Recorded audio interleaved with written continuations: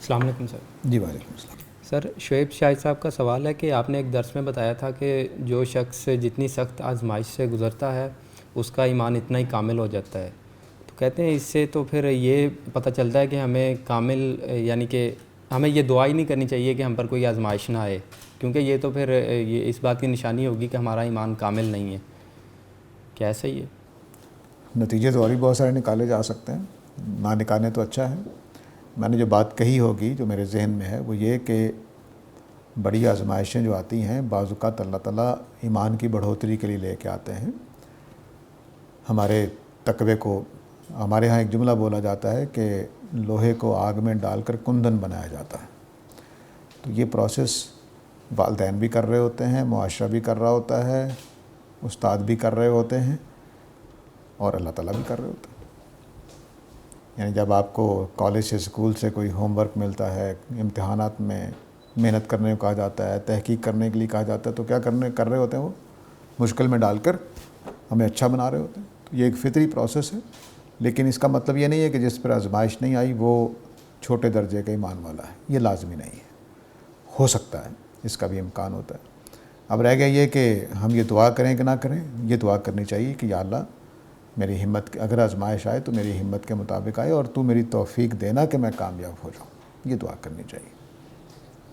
سر وہ سود سے متعلق ایک کویسچن کر رہے ہیں کہ ان کا ایک دوست ہے جو منی ایکسچینج کا کام کرتا ہے، اس کی پرائیویٹ کمپنی ہے، تو وہ اس کے ساتھ انویسٹ کرنا چاہ رہے ہیں اور وہ کہہ رہے ہیں کہ وہ انہیں کچھ پرسنٹیج دیں گے. تو وہ اس شک و شبے میں ہے کہ کہیں یہ سود کے زمرے میں تو نہیں آئے گا، تو اس سے تھوڑا کلیئر کر دیں گے. یہ اگر وہ کاروبار میں ڈال رہے ہیں، شراکت کر رہے ہیں اور وہ پروفٹ کا کوئی پرسنٹیج دیں گے تو یہ سود نہیں ہے. اور اگر وہ کہتے ہیں کہ بھئی میں جہاں بھی چاہوں رکھوں، انویسٹمنٹ کروں یا نہ کروں، آپ مجھے قرض دے دیں، میں آپ کو مثلاً 1,000 روپے 1,00,000 کے پیچھے مہینہ دیتا رہوں گا، یہ کوئی سود کی شکل بن جائے گی. کاروبار میں شراکت ہمیشہ سے نبی صلی اللہ علیہ وسلم کے زمانے سے ہوتی آ رہی ہے، لوگ کرتے ہیں اور اس میں پروفٹ میں شراکت ہوتی ہے. وہ کوئی گناہ کی بات نہیں ہے، نہ اس میں سود ہے. کہ سر جو روایات آتی ہیں جادو کے متعلق کہ آقا علیہ السلام پہ جادو ہوا تھا، اس کا کیا حکم ہے سر؟ حکم تو اللہ ہی بہتر جانتے ہیں، لیکن کوئی جادو کیا لوگوں نے، قرآن سے ثابت ہے سورہ توبہ ایسی البقرہ کے اندر جہاں ہاروت و ماروت کا واقعہ بیان ہوا ہے. جادو کیا گیا آپ پر، اثر کوئی نہیں ہوا. اور اثر نہ ہونے کی دلیلیں آپ کے پاس بھی ہوں گی. کئی لوگوں نے آپ پہ جادو کیا ہوگا لیکن اثر نہیں ہوگا، آپ المورد میں آ گئے، تو گھبرانے کی بات نہیں ہے. جادو کا کوئی اثر نہیں ہے، ہمیشہ یاد رکھیے. البتہ آپ کو ڈرا کر نفسیاتی طور پر مجروح کیا جا سکتا ہے کہ آپ کو ڈرا دیا جائے کہ آپ پر جادو ہو گیا ہے، اب آپ کی ٹانگ کام نہیں کرے گی، آپ کی آنکھیں کام نہیں کریں گی، آپ ناکام ہو جائیں گے. تو یہ ہو سکتا ہے کہ آپ کے نفسیات کے اوپر اثر ہو اور آپ نقصان اٹھا لیں اپنا یا نقصان کر لیں. اس کو ایک مثال سے سمجھیے کہ کہیں بڑے آدمی سے ملنے جانا ہو تو ہو سکتا ہے کہ آپ کو بار بار واش روم جانا پڑے، آپ کے ہاتھوں میں پسینہ آ جائے، آپ کی سانس رکنا محسوس ہو. تو یہ جو کیفیت ہے یہی جادو سے ڈرا کر آپ کے اندر پیدا کی جا سکتی ہے کہ ارد گرد کے لوگ آپ کو ڈرا رہے ہوں گے کہ اچھا یہ ہو گیا، وہ ہو گیا، اب آپ پہ جادو ہو گیا. آپ کسی کے گھر کے اندر سے کوئی بال نکال دے، ہو تم پر تو جادو ہوا ہے، وہ ہو سکتا ہے وہیں بیٹھ جائیں کہ پتہ نہیں اب کیا ہو جائے گا میرے ساتھ. تو یہ ڈر ہے نفسیات کا.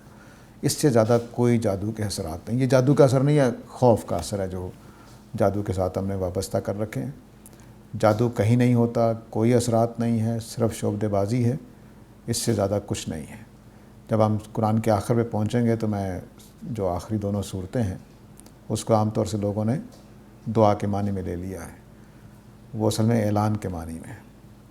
تو اس میں اللہ تعالیٰ نے بتایا ہے کہ ان کو بتا دو کہ گریں پھونکنے والیوں نے پھونکیں ماری، حسد کرنے والوں نے حسد کیا، دیوتاؤں کو پکارنے والوں نے دیوتاؤں کو پکارا، میرا کچھ نہیں بگاڑ سکے، اکیلا کھڑا ہوں دیکھو. تو ایسا ہی میرے اور آپ کے بارے میں ہے. تو میں ایک جملہ بولا کرتا ہوں کہ بندہ مومن اور سائنسدان دونوں پہ جادو اثر نہیں کرتا، کیونکہ وہ اس لیے کہ وہ مادیت پرست ہے، اور یہ اس لیے کہ اس کو پتہ ہے جادو خدا کی دنیا میں رہ رہا ہوں، خدا کا بندہ ہوں، خدا کا سہارا مجھے حاصل ہے. لیکن بعض چیزوں کو، قیافے کو، اس طرح کی چیزوں کو جادو کے ساتھ جوڑ کر پتہ نہیں ملغوبہ سا بنا دیا ہوا ہے. اس سے بعض لوگ گھبرائے بھی رہتے ہیں. بڑے بڑے علماء بھی یہ باتیں کرتے رہتے ہیں کہ جادو ہے، جادو برحق ہے. شعبدہ برحق ہے، اس میں کوئی شبہ نہیں. آپ کو آنکھوں کو دھوکہ دے رہا ہوتا ہے. وہ گلاس میں کپڑا ڈالتے ہیں، کبوتر نکال کے دکھا دیتے ہیں. لیکن کیا کاغذ کبوتر بنا ہے؟ نہیں، ایسا کچھ نہیں. بس آپ کی آنکھوں کو دھوکہ ہوا. قرآن نے بڑا اچھا جملہ بولا ہے، سحرا اعینہم، ان کی آنکھوں کو متاثر کر دیا، آنکھوں کو دھوکہ دے دیا، آنکھوں کو شعبدے میں ڈال دیا. تو یہ اصل جادو یہی ہے، اس سے زیادہ کچھ نہیں. تو نبی صلی اللہ علیہ وسلم تو مبارک ہستی ہیں. اگر میرے آپ کے اوپر اثر انداز نہیں ہوتا تو نبی صلی اللہ علیہ وسلم پہ کیسے ہوا ہوگا.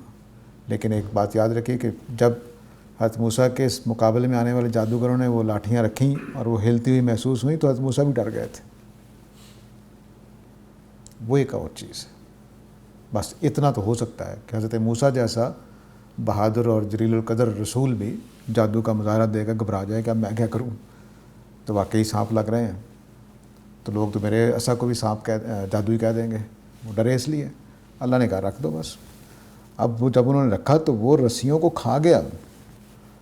جادوگر تو کوئی انویزیبل قسم کے دھاگے ہلا کے ان کو ہلا رہے تھے، جو رسیاں اور لاٹھیاں انہوں نے پھینکی تھی.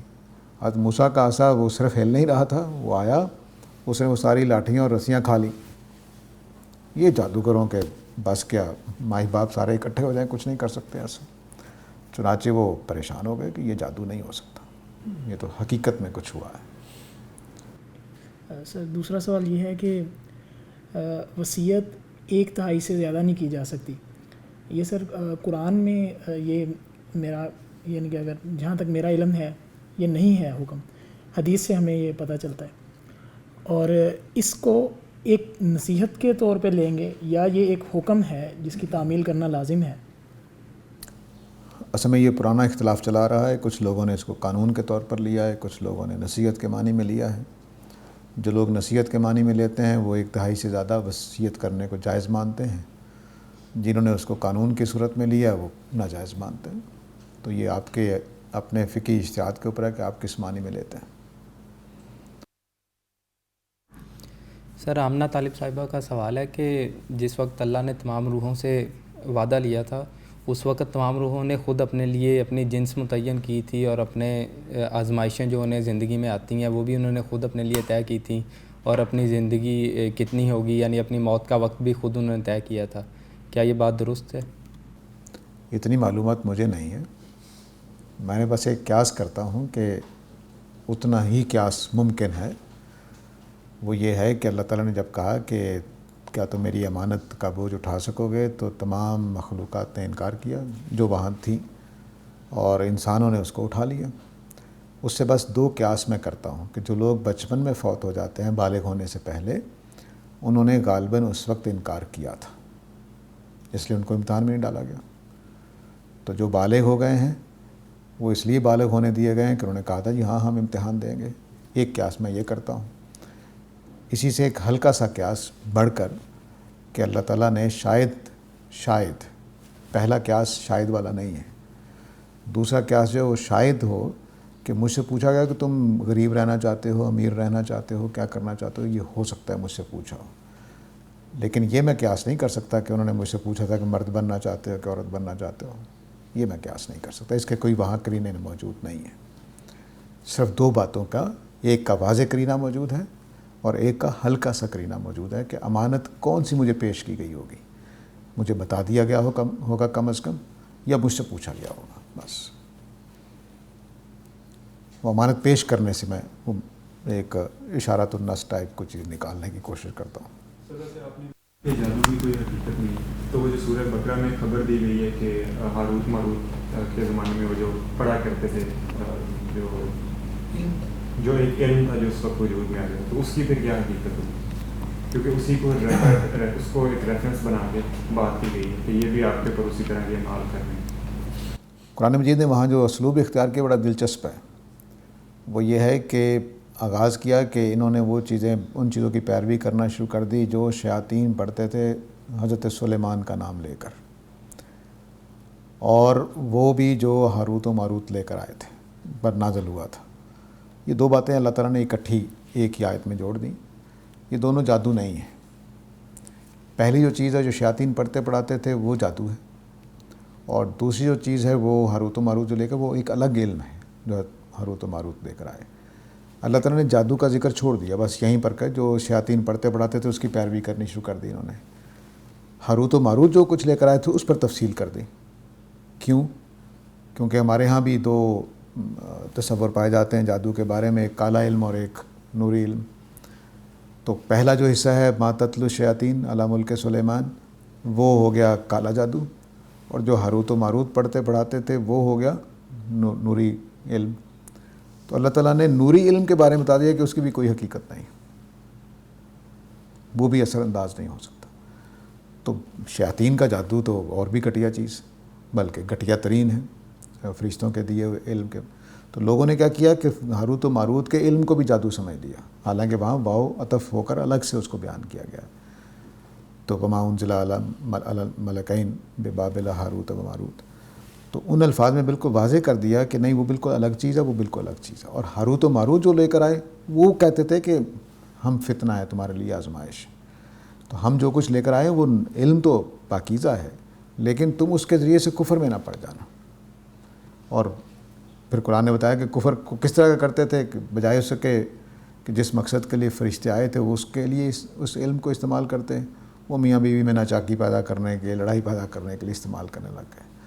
تو پھر اس کے اوپر تبصرہ کیا اللہ تعالیٰ نے, اور یہ وہ تبصرہ ہے جو میں معجزات کی روشنی میں سمجھتا ہوں, کیونکہ یہ فرشتوں کا کام تھا, یہ جادوگروں کا تو نہیں تھا.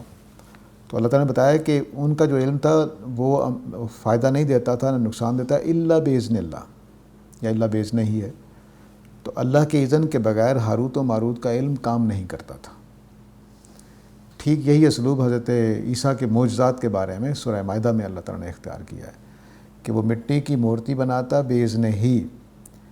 اللہ کے اذن سے حضرت عیسیٰ مٹی کی مورتی بناتے پرندے کی, پھر اس میں پھونک مارتے باذن ہی اللہ کے اذن سے, تب وہ پرندہ بنتا تھا.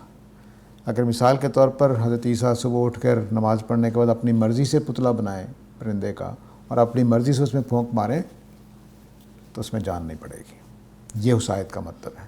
تو اگر حضرت عیسیٰ کو ملنے والی وہ طاقت جو معجزے کی شکل میں تھی وہ باذن ہی کے بغیر کام نہیں کرتی, تو ایسے ہی اللہ تعالیٰ نے یہاں فرمایا کہ ہاروت و ماروت کا علم بھی باذن ہی کے بغیر کام نہیں کرتا تھا. تو جب مثال کے طور پر آپ گئے ہاروت و ماروت کے پاس, اب آپ کو بتایا گیا کہ یہ کلمہ صبح 10 بجے اگر آپ پڑھیں گے تو یہ نتیجہ نکلے گا اس کا, تو بس وہ کلمہ جو آپ کو سکھایا گیا ہے کل صبح 10 بجے کے لیے, بس وہ اسی ٹائم پر اتنا ہی کام کرے گا. ایسا نہیں ہوتا کہ آپ 11 بجے استعمال کر لیں, نہیں کر سکتے, یا آپ سے وہ کلمہ سیکھ کر یہ استعمال کر لیں, نہیں کر سکتے. تو وہ سکھاتے وقت اللہ کا اذن چاہیے تھا, آپ کے استعمال کرتے وقت اللہ کا اذن چاہیے, تب وہ کام کرتا تھا. یہ ہے جو قرآن مجید کہہ رہا ہے. تو اس سے بھی اگر جادو نکلتا ہے تو پھر نکال دیجیے, میں آپ کیا کر سکتا ہوں. سر کیا یہ ان کے ساتھ ہی محدود تھا؟ جی ان کے ساتھ ہی محدود تھا. یہ تو اللہ تعالیٰ بتا رہے ہیں کہ ان کے بعد یہود ابھی تک اس کو استعمال کر رہے ہیں, تو کوئی فائدہ نہیں ہے. ہمارے یہاں نوری علم, مجھے بتائیے نا نوری علم کا سند کیا ہے کہ واقعی یہ ہاروت و ماروت سے چلا آ رہا ہے, حضرت سلیمان سے چلا آ رہا ہے, بتا دیجیے. کچھ بھی نہیں. سر گاندھی صاحب تو اس کو باقاعدہ کہتے ہیں کہ وہ ایک دور تھا نفس علم کا, جس طرح آپ سائنٹیفک لاز پریویل کر رہے ہیں, اس وقت وہ ایک نفس علم تھا,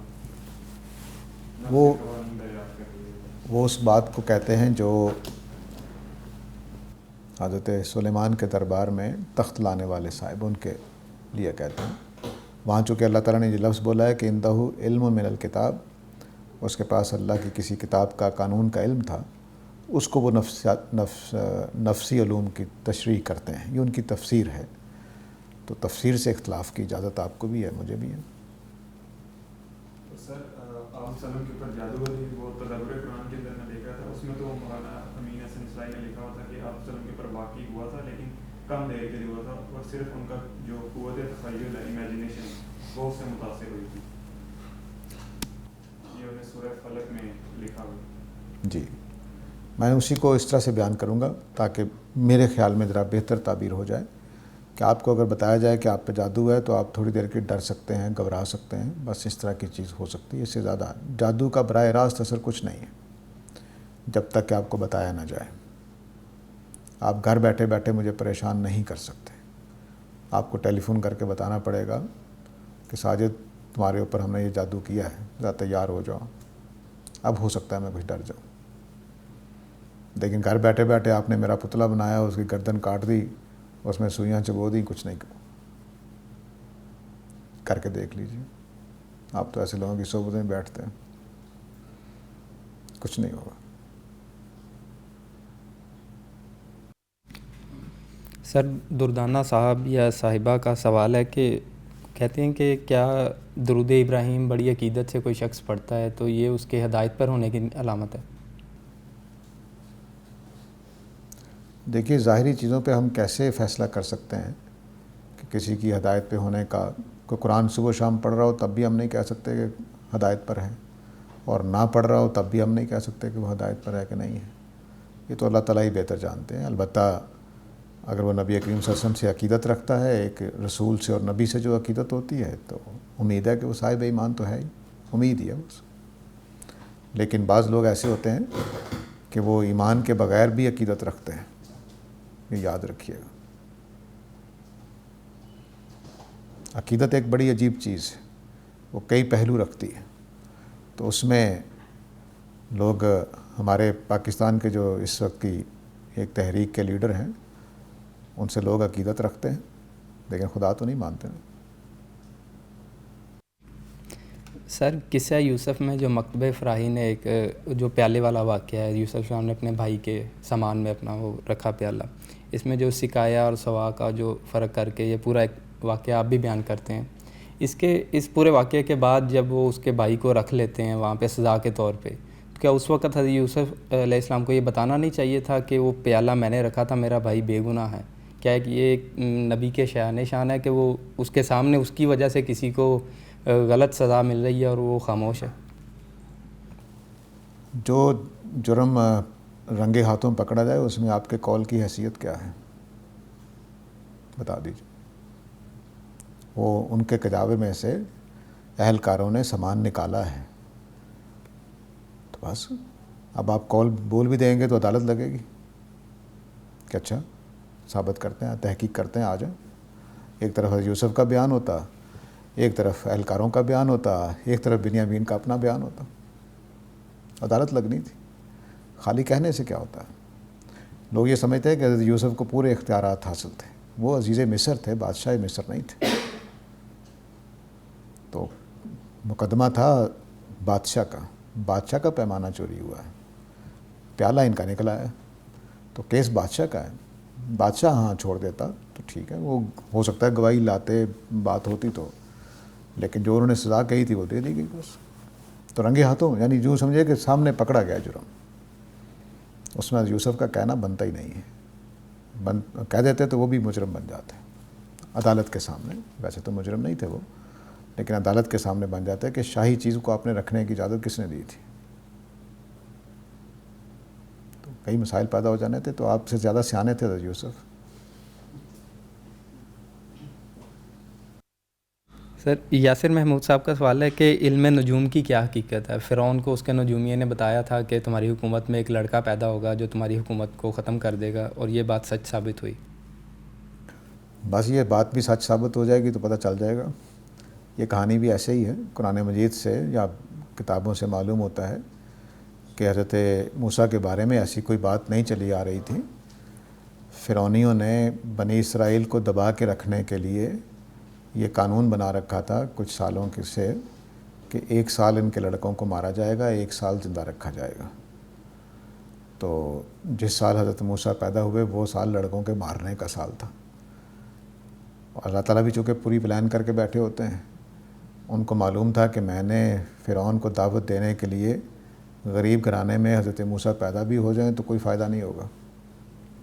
2 رسولوں کے بارے میں، 2 نبیوں کے بارے میں کہہ لیجئے، اللہ تعالیٰ نے یہ طریقہ اختیار کیا ہے کہ دیہاتی خاندان سے نکال کر دربار میں لائے، ایک حضرت یوسف کو اور ایک حضرت موسیٰ کو۔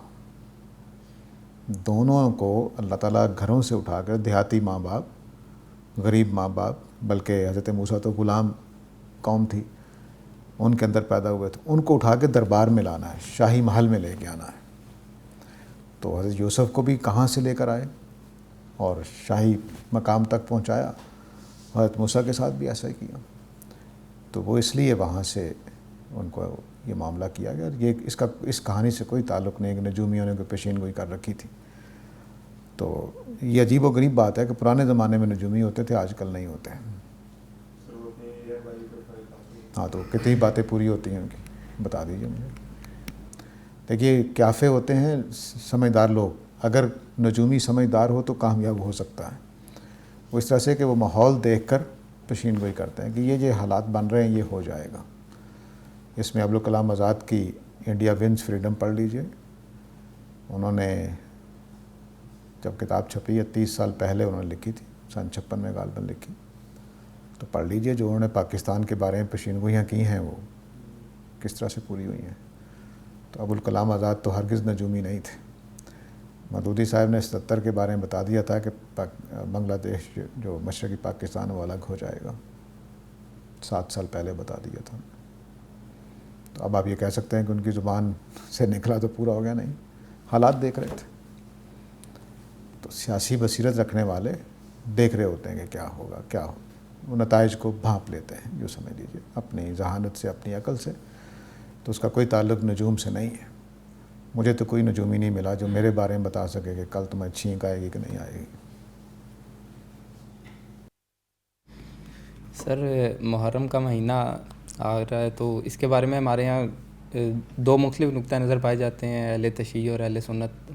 اس میں ایک جو رویہ ملتا ہے ہمیں سارے شرارتی سوال آپ نے سر اس میں جو اہل تشیع کی طرف سے ایک ہمیں رویہ یہ ملتا ہے کہ وہ اس مہینے میں شادی کرنے کو حرام سمجھتے ہیں۔ وہ کہتے ہیں شادی ہو ہی نہیں سکتی، یعنی اگر کوئی کرتا ہے تو گناہ ہے۔ جبکہ ایک جو ان کی بالکل مخالفت پہ ہے ایک مکتبہ فکر، وہ جان بوجھ کے اسی مہینے میں ہی شادی کرتے ہیں۔ ان کو باقی 11 مہینے یعنی ہو بھی سکتی ہے لیکن وہ نہیں کرتے، جان بوجھ کے اسی مہینے میں کرنی ہوتی ہے تاکہ ان کو تنگ کیا جائے۔ تو اس بارے میں ایک کیا معتدل رویہ ہونا چاہیے انسان کا؟ دونوں باتیں انتہائیں ہیں۔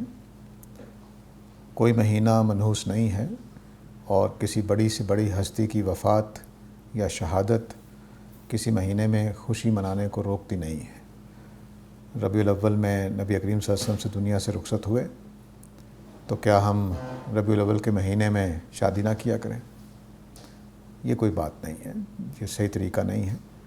اور کچھ لوگ تو اب میں نے دیکھا ہے کہ منحوس کہنا شروع کر دیا کہ سفر کا مہینہ منحوس ہے، کیونکہ اس میں 40واں ہونا ہوتا ہے حضرت حسین کی شہادت کا، تو وہ پھر اس کو منحوس قرار دے دیتے ہیں۔ وہ کس وجہ سے منحوس ہو گیا ہے؟ ایسی بس باتیں ہیں۔ تو یہ بھی انتہا ہے کہ آپ خوشیوں پہ پابندی لگا دیں یا اس طرح کی چیزوں پہ، اور یہ بھی انتہا ہے کہ آپ 12 مہینے چھوڑ کے اسی میں شادی کریں۔ تو ایک معتدل نرم رویہ ہونا چاہیے، اور شادی کر لیں تب بھی کوئی گناہ نہیں ہے، نہ کریں تب بھی کوئی گناہ نہیں ہے، لیکن اس وجہ سے نہ کریں کہ اس میں شہادت حسین ہوئی ہے، اس کا ثبوت چاہیے، کہ ورنہ ربیع الاول میں بھی نہیں ہونی چاہیے۔ پھر اس میں نبی کریم صلی اللہ علیہ وسلم دنیا سے رخصت ہوئے ہیں۔ سر میں نے یہ پوچھنا تھا کہ جیسے کہ اللہ تعالیٰ فرما رہے ہیں کہ ان کافروں کی نگاہوں میں دنیا کی زندگی کھبا دی ہم نے، ایک طرف ہدایت کا معاملہ چل رہا ہوتا ہے اور دوسری طرف خدا ایسی چیزوں کو اپنی طرف منسوب کر لیتے ہیں۔ اس کی پلیز تھوڑی وضاحت فرما دیں۔ مجھے اور آپ کو اللہ تعالیٰ نے ہی ایسا بنایا ہے کہ ہمیں دنیا کی نعمتیں پسند ہیں، تو اس لیے اللہ تعالیٰ جب یہ کہتے ہیں کہ زین حب الشہوات یا زین الذین کفروا حیات الدنیا، تو ہماری اس نفسیات کی طرف اشارہ کر رہے ہوتے ہیں۔ اس کا یہ مطلب نہیں ہوتا کہ اللہ تعالیٰ نے اتنا کھبا دیا ہے کہ ہم ایمان سے محروم ہو جائیں، یہ نہیں مطلب ہوتا۔ تو میری آپ کی جو ضرورتیں ہیں، انسانوں کی جو چاہتے ہیں، تمنائیں ہیں، نفسیاتی، جبلی، ذہنی، جسمانی، اور کہہ لیجئے کہ درجات کی، جو ہم دوسروں سے درجات بلند کرنا چاہتے ہیں اپنے، وہ ساری تمنائیں جو ہیں، انا کہہ لیجئے، وہ ساری کی ساری ہمیں دنیا کی نعمتوں کو عزیز کرتی چلی جاتی ہے، اور ہم اس کی وجہ سے پھسلتے رہتے ہیں۔ بس کبھی سچ بولتے ہیں کبھی جھوٹ بولتے، صرف اتنی. ہمارے پاکستان میں تو خیر پاکستانی قوم بہت ہی اعلیٰ ہے، چھوٹی چھوٹی بیوی سے ڈانٹ پڑنی ہے یا ماں سے ڈانٹ پڑنی جھوٹ بول دیں گے. ہم تو اب وہ اس کو اللہ تعالیٰ کہہ رہے ہیں کہ میں نے بیگم کو فتنہ بنا دیا، آزمائش بنا دیا. تو بیوی بچے جو ہیں وہ آزمائش ہوتے ہیں، اس لیے کہ ہم ان کی وجہ سے کئی جھوٹ بول رہے ہوتے ہیں، کئی فراڈ کر رہے ہوتے ہیں، کئی فریب دے رہے ہوتے ہیں.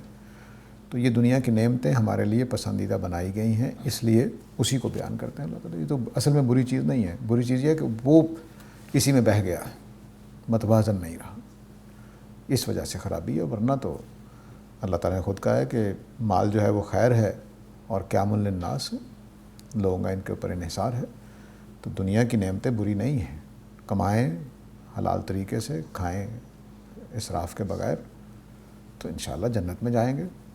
لیکن اس کی وجہ سے ہم اسراف پہ پڑ جائیں اور حق کا انکار کر دیں اور رسولوں کی بات ماننے سے انکار کر دیں، یہ جرم ہوتا ہے. تو دنیا بری نہیں ہے، دنیا کے پیچھے لگ جانا برا ہے.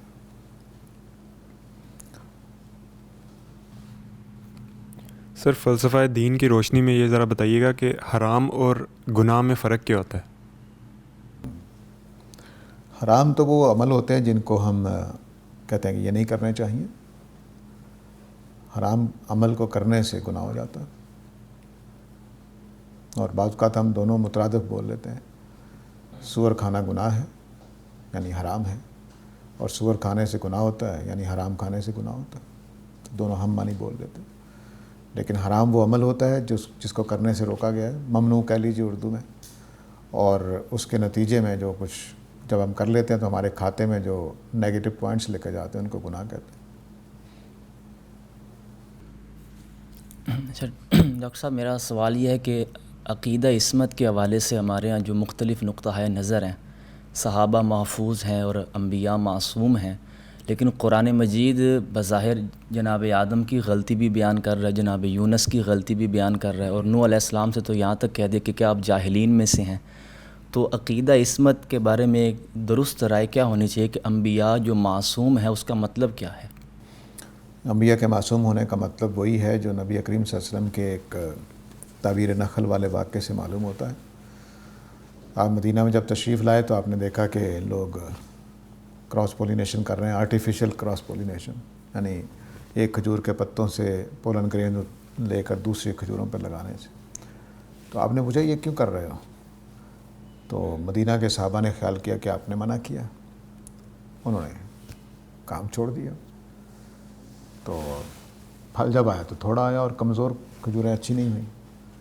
تو آپ نے پوچھا بھی یہ کیا؟ تو انہوں نے کہا آپ نے روکا تھا. تو آپ نے جملہ بولا کہ انتم عالم بامور دنیاکم، دنیا کے معاملات تم مجھ سے زیادہ بہتر جانتے ہو. ہاں جب میں دین بتاؤں گا تو اس میں کوئی غلطی نہیں ہوگی. تو دین بتانے کے دائرے میں نبی کریم صلی اللہ علیہ وسلم، حضرت آدم، حضرت نوح، حضرت یونس، حضرت یوسف سارے معصوم تھے.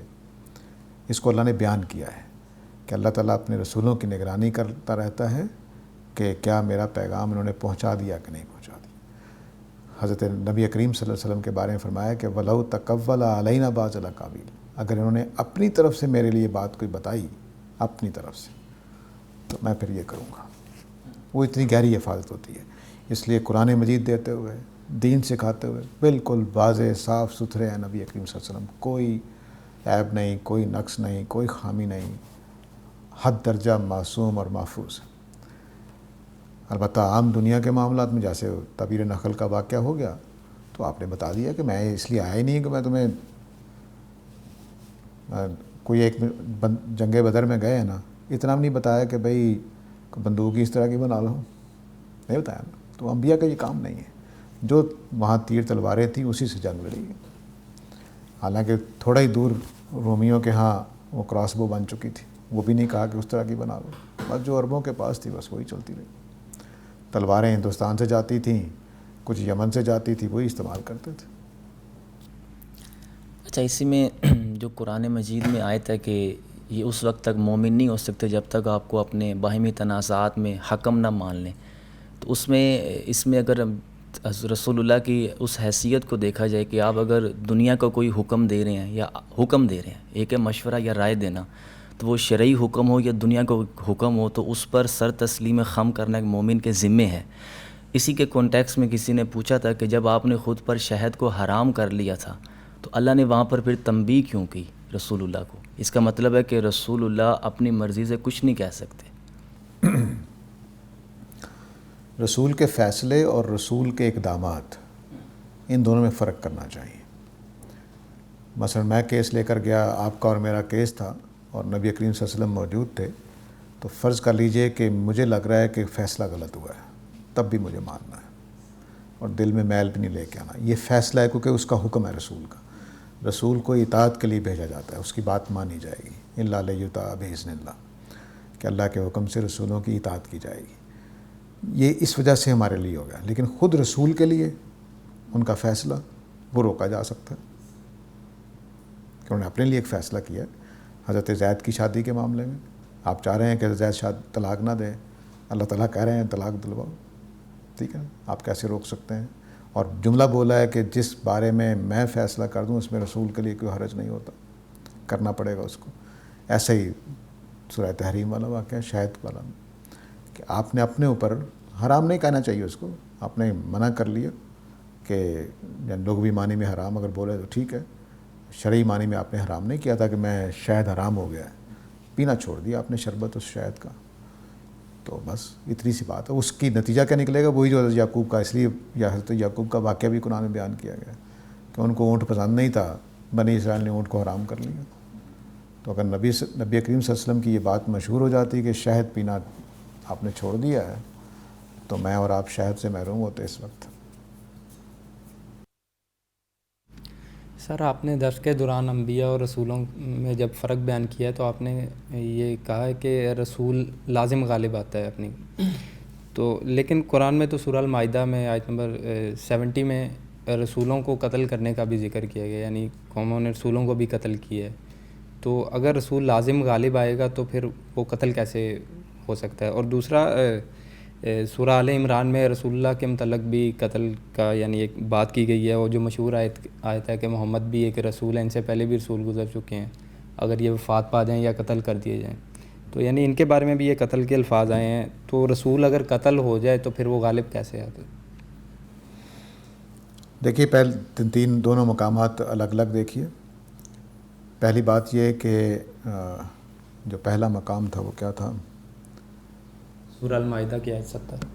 ہاں، وہ جو جملہ بولا گیا ہے کہ انہوں نے رسولوں کو قتل کیا، تو اس کے معنی کیا ہیں سمجھ لینا چاہیے. حضرت عیسیٰ کو یہودیوں نے قتل کیا، اللہ نے بچا لیا. تو اللہ کے رسول کو قتل کیا، کہتے ہیں ہم نے صلیب چڑھایا آپ کو، تو انہوں نے تو اپنی طرف سے قتل کیا. اللہ تعالیٰ کہتے ہیں کہ نہیں میں نے بچا لیا. ما قتلوہ وما صلبوہ، یقیناً نہ انہوں نے قتل کیا ہے نہ صلیب پہ چڑھایا ہے، واقعتاً ایسا ہی ہوا ہے. تو انہوں نے رسول کو قتل کیا. قرآن نے جملہ ہی بولا ان کا کہ ہم نے ایک رسول کو قتل کیا. تو رسول کو قتل نہیں کر سکے. اس جملے کی وجہ سے وہ جملہ بولا گیا کہ انہوں نے رسولوں کو قتل کیا. ٹھیک ہے. اب حضرت عیسیٰ کا جو واقعہ ہے، نبی کریم صلی اللہ علیہ وسلم کے بارے میں جو جملہ ہے، تو وہ وہاں پہ میدان جنگ میں ان کی افواہ اڑ گئی ہے کہ آپ شہید کر دیے گئے ہیں. اس پس منظر میں بولا گیا ہے کہ اگر رسول قتل کر دیے جائیں تو کیا تم الٹے پاؤں پھر جاؤ گے؟ تو اس کے یہ کیسے لازم آئے گا کہ رسول قتل ہو سکتا ہے؟ ایک کانٹیکس میں بات ہو رہی ہے. یعنی کبھی بھی کوئی رسول قتل نہیں؟ تاریخ میں کوئی معلوم نہیں ہے ہمیں. جتنے رسولوں کا ذکر قرآن مجید میں ہے سارے ہی خدا کی طرف سے طبعی وفات سے دنیا سے رخصت ہوئے ہیں. سر کیا انبیاء کو قتل کیا گیا؟ انبیاء قتل ہو سکتے ہیں. سر عمران نذیر صاحب کا سوال ہے کہ دم درود سے شفاعت حاصل کرنا کیسا ہے؟ مثال کے طور پہ پانی یا کسی اور کھانے کی چیز پہ دم کرنا. دم مجھے کبھی سمجھ نہیں آتا سوائے اس کے کہ وہ نفسیاتی ایک اثر ہے جو تمام قومیں اپنے اپنے مقدس کتابوں سے کرتی ہیں اور سارے ہی تندرست ہو جاتے ہیں. تو اس لیے میرے خیال میں یہ انسانی نفسیات کا ایک اثر ہے جس کو پلیسیبو ایفیکٹ کہتے ہیں. تو وہ قرآن مجید سے بھی ہو سکتا ہے، کسی اور کتاب سے بھی ہو سکتا ہے. تورات والے اپنی کتابوں کا دم درود کرتے ہیں، ہم اپنی کتاب کا کرتے ہیں. اور اگر آپ کسی بزرگ عالم دین کے پاس چلے جائیں، بظاہر وہ عالم دین لگ رہا ہو، تو آپ کو گنتی لکھ کر دے دے، اس کے بھی اثرات ہو جاتے ہیں۔ وجہ کیا ہے؟ وجہ یہ ہے کہ ہمارا اس کے اوپر اعتماد ہوتا ہے کہ یہ بڑے نیک ہیں، ہمارا علاج ہو گیا ہے، تو نفسیاتی اثرات جو ہیں وہ پھر ہم اپنے اوپر طاری کر لیتے ہیں اور ٹھیک ہونا شروع ہو جاتے ہیں۔ تو یہ نفسیاتی تقویت حاصل ہوتی ہے جس سے آدمی تندرست ہو جاتا ہے۔ سر آپ کے نزدیک وجدان، انٹیوشن، اس کی کیا حقیقت ہے؟ میرے خیال میں وجدان وہی صلاحیت ہے جس سے ایک سائنسدان ہائپوتھیسس قائم کرتا ہے، ایک عام آدمی ٹیوے لگاتا ہے، تکے لگاتا ہے، وہی وجدان۔ یہ انسان کو اللہ تعالیٰ نے ایک صلاحیت دے رکھی ہے کہ وہ چیزوں کو دیکھ کر ان کے نتائج نکالتا ہے، باہمی تعلق جوڑتا ہے، ان کے سے لیسن نکالتا ہے، ان کے اندر سے پرنسپلز نکالتا ہے۔ اس صلاحیت کو وجدان کہتے ہیں۔ اس سے تمام انسان جو نارمل انسان ہے ان کے پاس ہوتا ہے اور وہ اس کو استعمال کرتے ہیں۔ سارا علم اسی سے دریافت ہوتا ہے، اسی سے آگے بڑھتا ہے۔ ہاں البتہ یہ کہ وجدان ایسی باتیں بھی سوچ لیتا ہے، ایسے لنک بھی بنا لیتا ہے چیزوں کے درمیان جو صحیح نہیں ہوتے، اس کو ٹیسٹ سے ہم دور کر سکتے ہیں۔ سر یہ ریزننگ سے مختلف ہے؟ جی، یہ ریزننگ کے بغیر بھی کام کر رہا ہوتا ہے، یعنی دو ایسی باتوں کو بھی جوڑ لیتا ہے جن کا آپس میں ریزنیبل تعلق نہیں ہوتا، جوڑ لیتا۔ تو سب سے اچھی مثال جو پرانے کتابوں میں قرآن مجید سے دی جاتی ہے وہ یہ کہ انی لاجد ریح یوسف، میں یوسف کی خوشبو پا رہا ہوں، یعنی ان کا وجدان کہہ رہا ہے کہ حضرت یوسف آ رہے ہیں یا ان کا کرتا آ رہا ہے۔ کوئی ریزنیبل چیز وہاں موجود نہیں ہے۔ تو اب وہ لوگ تو ہم تو یہ کہیں گے نا کہ ریزنیبل چیز ان کے لیے خوشبو تھی، کرتے کی آ رہی تھی ان کو، لیکن بہرحال اسی وجدان کی ایک سادہ مثال ہے جس کو دیا جاتا ہے۔ تو دو چیزوں کے بیچ میں کوئی لنک، خواہ وہ کسی ریشنل پہ کھڑا ہو یا بس آپ کا خیال ہو، تو وہ وجدانی بات ہوتی ہے۔ سائنٹیفک وجدان ہائپوتھیسس کہلاتا ہے بس۔ تو انٹیوشن میں ہمارا جو نیا علم ہم دریافت کرتے اور سیکھتے اور سکھاتے ہیں وہ ہوتا ہی اسی سے ہے۔ اگر وجدان نہ ہوتا ہمارے پاس تو ہم نئے علوم پیدا نہیں کر سکتے تھے۔ آپ کے ذہن میں بیٹھے بیٹھے بات کلک کرتے، اچھا یہ نہ ہو کہیں، یہ لگ رہا ہے یہ ہو گیا، یہ وجدان کر رہا ہوتا۔ جو پرانی تہذیبیں تھیں، گریکس ہو گئے، اس طرح کے جو یونان میں پرانی تہذیبیں تھیں، ان میں جتنے بھی خداؤں کو مانا جاتا تھا، اس آج کے دور میں اگر دیکھیں تو اس میں تقریباً وہ ان کا کوئی وجود نہیں رہا، اگر ہے بھی صحیح تو وہ کتابی باتیں ہیں۔ کیا ایسا بھی ہو سکتا ہے کہ کچھ اور 2-4 ہزار سال گزریں تو اس کے بعد ابراہیم کے پروردگار کا بھی یہی حال ہو؟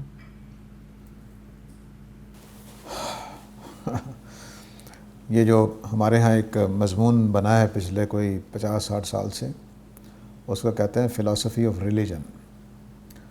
فلاسفی آف ریلیجن میں یہی بات مانی جاتی ہے کہ انسانوں نے دیکھا کہ بہت ساری چیزیں ہو رہی ہیں، حادثات ہو رہے ہیں، شیر آیا تو بچے کو اٹھا کر لے گیا، انہوں نے اس کو بھی دیوتا مان لیا، سورج آیا اس نے فصلیں جلا کے رکھ دیں، انہوں نے اس کو بھی دیوتا مان لیا، اور یہ سب کچھ اس طرح سے ہوتا رہا۔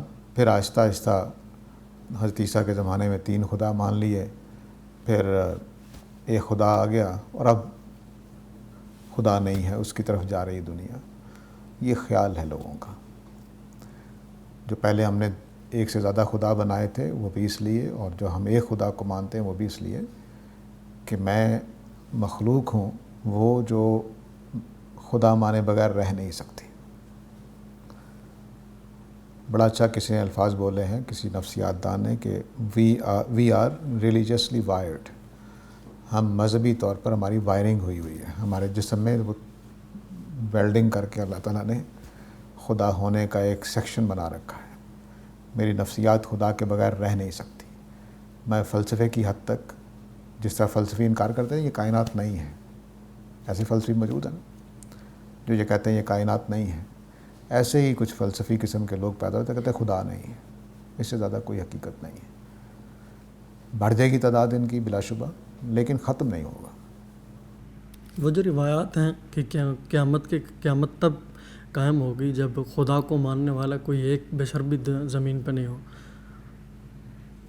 اس کا مطلب یہی ہے کہ فلسفی قسم کے لوگ پیدا ہو جائیں گے۔ اس کا مطلب تو یہ ہوا کہ ابراہیم کے پروردگار کا خاتمہ ہو گیا. اس کا مطلب یہ ہوگا کہ الحاد اتنا فیشن پکڑ گیا کہ ہر گھر میں چلا گیا. دونوں باتوں میں فرق ہے.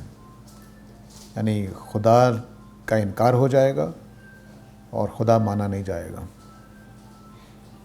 خدا کا انکار ہو جائے گا یعنی خدا نہیں ہے ثابت ہو جائے گا، ایسا نہیں ہوگا. انکار کرنے والے موجود ہوں. سر میرا سوال قرآن پاک کو سمجھنے کے حوالے سے ہے کہ ہم بچپن سے ابھی تک جب بھی قرآن پاک کو کھولتے ہیں ترجمہ اس کا، تو ہمیں اس کے عربی کے کئی معنی اکثر مل جاتے ہیں. جیسے مثال کے طور پر انی متوفی کا جو لفظ ہے اس کے کسی نے پورا لینا اور کسی نے وفات. تو ایسا کیوں ہے کہ یہ کیا عربی زبان ایسی ہے کہ یہ اپنے کئی معنی رکھتی ہے، اس کی خوبصورتی ہے ایسی، یا پھر کہیں اور غلطی لگ رہی ہے سمجھنے میں؟ ہر زبان میں ایسا ہی ہوتا ہے. مثلا میں روٹی کا لفظ بول رہا ہوں، روٹی لگ گئی ہے، روٹی جل گئی توے پر. روٹی صرف کھانے کا نام نہیں ہے. روٹی کھا کے آتا ہوں، روٹی کمانے کے لیے صبح سے لے کر شام تک برباد کرتا ہوں. اس میں سب میں چپاتی کے معنی روٹی کی نہیں. تو جملہ فیصلہ کرتا ہے. بس اس جملے میں کہ میں صبح سے شام تک روٹی کمانے میں کھپا دیتا ہوں، تو یہاں روٹی کمانے کا مطلب روزی کمانا ہے، یہاں چپاتی کے معنی میں نہیں ہے. توے پر روٹی جل گئی ہے چپاتی کے معنی میں ہے. ٹھیک ہے، تو جملہ بتا رہا ہوتا ہے کہ یہاں کس معنی میں لینا ہے. سر اس کی ایک اور مثال، جیسے ہم کچھ تراجم پڑھتے ہیں تو اس میں دین کے نیچے اکثر لفظ نظام لکھا ہوتا ہے. تو جب ہم عام طور پہ پڑھتے ہیں تو وہ دین کا نیچے دین ہی جو ہے لکھا ہوتا ہے. تو یہ جو فرق ہے، یہ اگر اس کا پورا کانٹیکسٹ چینج ہو جاتا ہے، پہلے جب انسان پڑھے تو ایسا لگتا ہے کہ انفرادی طور پہ بات ہو رہی ہے، لیکن جب وہاں پر لفظ نظام آ جاتا ہے تو وہ ایسا ہوتا ہے کہ جیسے اجتماعی طور پہ بات کی جا رہی ہے. تو یہ فرق جو ہے یہ میں پوچھنا چاہ رہا ہوں. ہمارے اس ہندوستان پاکستان میں ایک بڑی شخصیت پیدا ہوئے جن کا نام سید ابو العلا مودودی صاحب ہے. انہوں نے یہ نیا تصور دیا دین کے اندر کہ اصل میں قرآن مجید اس طرح کا دین نہیں ہے جس طرح کا دین ہندوؤں کے پاس ہے، یونانیوں کے پاس ہے، پارسیوں کے پاس ہے، عیسائیوں کے پاس ہے، یہودیوں کے پاس ہے، بلکہ یہ اللہ کا دین وہ ہے جو خدا کی حکومت دنیا میں قائم کرنے کے لیے آیا ہے. انہوں نے پھر یہ کہا کہ دین عربی زبان میں اسٹیٹ کے معنی رکھتا ہے، نظام کے معنی رکھتا ہے. تو ان کی پیروی میں پھر اور بہت سارے لوگ پیدا ہوئے. تو انہوں نے تو ترجمہ دین ہی کرتے تھے، لیکن بعد میں پھر لوگوں نے سیدھا ترجمے میں ڈالنا شروع کر دیا نظام کا لفظ بھی. تو یہ عربی زبان اس سے ناواقف ہے کہ دین کے معنی نظام کے ہوتے ہیں. یہ تو اختلاف ہو سکتا ہے کہ عربی زبان میں ایک لفظ کے دو معنی تھے تو مجھے ترجیح دیتے ہو، مثلا میں نے توے پر روٹی جل رہی ہے روزی کے معنی میں لے لیا. امکان ہے اس کا کہ مجھے توے کا نہیں پتہ تھا یا توے پر چپاتی پکتی ہے، تو یہ غلطی لگ سکتی ہے. لیکن ایک لفظ کے معنی ہی نہیں ہے. آپ نے آج بیٹھ کے پیدا کی اور ڈال دی اس میں، یہ سمجھنا یہ غلط بات ہے. تو اس کو یہاں سے تعبیر کیا جاتا ہے کہ جیسے اب ابو العلا مودودی صاحب کی اگزامپل دے رہے ہیں، تو اس سے پہلے ہمیں شاہ ولی اللہ کے ہاں بھی یہ کچھ نظر آتا ہے.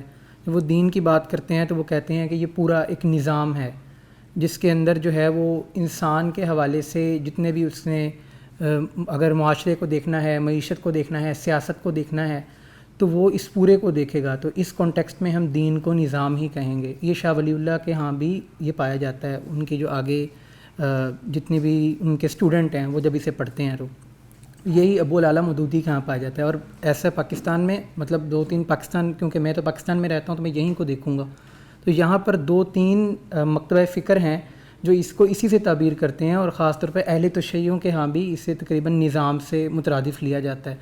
لیکن باقی جگہ پر دیکھا جاتا ہے صوفیوں کے ہاں یا پھر جو ہمارے کچھ دیوبند ایک مکتبہ ہے ان کے ہاں اسے صرف جو ہے وہ دین کو انفرادی سطح پر لے کر جو ہے وہ اس کا پیغام دیا جاتا ہے. کانٹیکسٹ جو ہے وہ کمپلیٹ چینج ہو جاتا ہے جب ہم نظام اور فرد کو مد مقابل لاتے ہیں.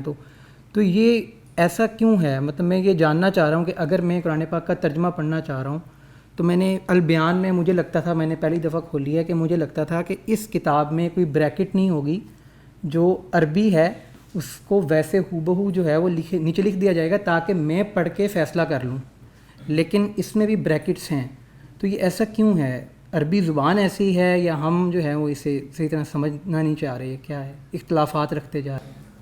ہاں بڑی اچھی بات ہے. دیکھیے عربی زبان میں بھی ایک مسئلہ ہے اور ایک زبان اردو میں بھی مسئلہ ہے. بعض چیزیں عربی میں، ہر زبان میں کچھ نہ کچھ ڈفرینسز ہوتے ہیں دوسری زبان میں. مثلا آپ ایک لفظ میں حیا کا ترجمہ انگریزی میں نہیں کر سکتے، نہیں کر سکتے، کوئی لفظ نہیں ہمارے پاس. اب ہم کیا کریں گے؟ حیا کے لیے موڈیسٹی کا یا شائنیس کا کوئی بھی لفظ لیں گے، اس کے ساتھ بریکٹ میں کچھ اضافہ کریں گے کہ ہم اردو میں حیا کس معنی بولتے ہیں. ٹھیک ہے، تو ایک لفظ بول کے پھر بریکٹ میں اضافہ کریں گے، ورنہ ہم معنی نہیں ادا نہیں کر سکیں گے. تو ایسا ہی ہوا کہ جب قرآن مجید کو عربی سے اردو میں ترجمہ کیا جاتا ہے تو بعض جگہوں پہ ہم محسوس کرتے ہیں کہ ہمارے ترجمے سے وہ بات نہیں پہنچے گی جو قرآن پہنچانا چاہ رہا ہے، تو پھر اس کو بریکٹ میں کھول دیتے ہیں. تو اس لیے وہ ہماری زبان میں اور عربی زبان میں جو فرق ہے بات کرنے میں، اس کی وجہ سے ایسا ہوتا ہے. اس کو اگر آپ نے مطالعہ کرنا ہو تو رومی کے ٹرانسلیشن ہوئی ہیں، امریکیوں نے کی ہیں، وہ پڑھ کے دیکھ لیجئے. اگر آپ کو فارسی آتی ہے تو آپ سر پیڑ کے بیٹھ جائیں گے، اچھا رومی یہ کہہ رہے تھے. انہوں نے بالکل ہی اور معنی کر دیے، کیونکہ انگریزی میں وہ مفہوم ہی نہیں ہوتا جو فارسی میں ہوتا ہے. تو وہ جب میں نے پڑھا تو میں پریشان ہو جاتا تھا کہ اچھا رازی کو بھی نہیں، رومی کو بھی نہیں سوجا ہوگا کہ یہ مطلب ہے اس کا. اور آسان کرنا ہو تو آپ علامہ اقبال کے ترجمے ہو گئے انگریزی میں، تو اردو میں ہے، آپ کو آسانی ہوگی تو آپ دیکھ لیں گے کہ اقبال کی بات پہنچی نہیں ہے. اب وہ کیسے پہنچاتے ہیں؟ فیض کا ایک ترجمہ ایک صاحب نے کیا، پتہ نہیں ان کا کیا نام ہے. تو انہوں نے ایک اچھا طریقہ اختیار کیا کہ وہ ایک شعر لیتے تھے، اس کو 6 لائنوں میں 7 لائنوں میں ترجمہ کرتے تھے تاکہ پوری بات پہنچ جائے. وہ مجھے اچھا لگا تھا فیض کا جو ترجمہ ہے، پتہ نہیں اب نام کیا ان کا ذہن میں اتر گیا. تو وہ جو ترجمہ ہے، اب ترجمے میں ہمیں کیا کرنا ہوتا ہے کہ ایک بات جو اس زبان میں 2 لفظوں میں کہی گئی ہے اس کو ہم نے اسی بات کو پہنچانا ہے. تو ہو سکتا ہے کہ ہمارے ہاں وہ 4 لفظوں میں پہنچے، ہو سکتا ہے ہمارے ہاں 6 لفظوں میں پہنچے. مثلا پوری عربی میں ہے نہیں ہے ساجد گھر میں ہے، یہ ہے ہوتا ہی نہیں عربی میں، تو یہ تو ہمیں ڈالنا ہی پڑتا ہے. کیا کریں اب؟ اس میں ہم بریکٹ نہیں ڈالتے کیونکہ اس کے بغیر مجبوری ہے ہماری کہیں بھی، ورنہ ہر ہے کے ساتھ بریکٹ لگی ہوگی. تو یہ ہر 2 زبانوں میں جب ٹرانسلیشن ہو رہی ہوتی ہے تو یہی مشکل آتی ہے. تو ہم نے قرآن پاک جب پہنچانا ہو، مطلب یہ کہا جاتا ہے کہ تبلیغ کے لیے جو سب سے بہترین ذریعہ ہے وہ قرآن پاک دیا جائے کسی کو. تو یہ تو بڑا کمپلیکیٹڈ نہیں ہو جائے گا کسی کے لیے کہ جب وہ اس کے سامنے 2-3 قرآن پاک آ رہے ہیں تو کس طرح اسے سمجھ پائے گا؟ تو سوال اپنی جگہ باقی رہتا ہے. جہاں سوالات رہیں گے. دیکھیے سوالات تو عربی پڑھ کے بھی رہتے ہیں، وہ تو انسان کی کمزوریاں ہیں یا اس کے مسائل ہیں، وہ کبھی ختم نہیں ہوتے. ایسا نہیں ہے کہ عربوں کو اس کے سوالات نہیں پیدا ہوتے. یعنی اس وقت پچھلے کوئی 50-60 سالوں میں عربوں کے ہاں کوئی 20-25 تفاسیر لکھی گئی ہیں، نئی ماڈرن تفاسیر. سب ایک دوسرے سے فرق ہوتا ہے کہیں نہ کہیں، 100% تو نہیں ہوتا، کہیں نہ کہیں فرق ہوتا ہے. تو وہ فرق نہیں ختم ہو سکتا. وہ میرا آپ کا فہم ہے. اس کو ایک مثال سے سمجھیے. اس میں گھبرانا نہیں چاہیے کہ اس میں کوئی قرآن کا قصور ہے یا کچھ ہے. اس کائنات کو اسٹڈی کرتے ہیں سائنسدان، تو اختلاف کرتے ہیں کہ نہیں کرتے ہیں؟ حالانکہ یہ تو کنکریٹ ہے، کائنات بالکل ٹھوس حالت میں موجود ہے. بگ بینگ ہوا کہ نہیں ہوا، اختلاف ہے. ایوولوشن ہوئی ہے کہ نہیں ہوئی ہے، اختلاف ہے یا نہیں ہے. تو دنیا کو سمجھنے میں ایسا حادثہ ہوتا ہے سڑک پر تو صحافی رپورٹ کر رہے ہوتے ہیں، 3 صحافی ہوں گے، 3 مختلف رپورٹس ہو جائیں گی. کوئی بیچ میں 2-1 کامن کہ یہ موٹر سائیکل کا حادثہ ٹرک سے ہو گیا، بس یہ کامن ہوگا. کون پہلے آیا تھا، کس نے ہٹ کیا تھا، کسی کی غلطی تھی. ہو سکتا ہے کہ 3 صحافی لکھے، تینوں غلط لکھتے، بات چوتھی ہو. تو یہ ہمارا قصور ہے کہ ہم چیزوں کو دیکھتے ہوئے کہیں بھول جاتے ہیں، کہیں غلطی کر جاتے ہیں، کہیں ہمارا علم پورا نہیں ہوتا. تو مثلا اگر آپ کو توے کا معلوم نہیں ہے تو توے پر روٹی جل رہی ہے تو آپ روٹی پتہ نہیں کس معنی میں لینا ہے. ٹھیک ہے، اور جلنے کا مطلب اگر آپ جالس لے لیں تو اور کام خراب ہو جائے. تو یہ اس طرح کی لفظوں کے معنی نہیں آتے. اردو میں یہ بڑا مسئلہ ہو گیا. بڑے بڑے مفسرین، میں نام نہیں لینا چاہتا، بڑے بڑے مفسرین اردو والے معنی لے لیتے ہیں اس لفظ کے جو عربی میں لفظ ہوتا ہے اور اردو میں استعمال ہونے لگتا ہے. اللہ یرزقکم من یشاء. عبادت کا لفظ، عبادت کا لفظ قرآن مجید میں عبادت کے معنی میں آتا ہی نہیں ہے. بندگی کے معنی میں نہیں آتا، خدا ماننے کے معنی میں آتا. یعنی لیکن ہمارے ہاں اتنا ترجمہ عام ہو گیا ہے کہ ہر شخص لکھتا ہے عبد اللہ، اللہ کی عبادت کرو. عبد اللہ کا مطلب ہے اللہ کو خدا مانو. صحیح ٹھیٹ عربی میں ترجمہ یہ ہے، اللہ کو خدا مانو. لیکن ہمارے کیا ہوگا، اللہ کی بندگی کرو، اللہ کی عبادت کرو. یہ جو لینگویج بیریئر ہے، اس کی وجہ سے کیا ہم قیامت کے دن اللہ تعالیٰ کے سامنے اپنا یہ مقدمہ رکھ سکتے ہیں کہ ہمیں لینگویج بیریئر تھا سمجھنے میں؟ بالکل. ہر بیریئر جو واقعی جینون تھا، جائز تھا، آپ نے بہانہ یا ڈنڈی نہیں ماری تھی، وہ قابل قبول ہے. انشاءاللہ اللہ تعالیٰ اس کا لحاظ رکھے. آپ کے خیال میں کون سی زبان سب سے زیادہ قریب ہے عربی کے خصوص لوگوں کی؟ فارسی کہا جا سکتا ہے؟ عربی ایک انفرادیت رکھتی ہے جو کسی کوئی زبان اس کی نہیں. جتنی یہ ہماری تو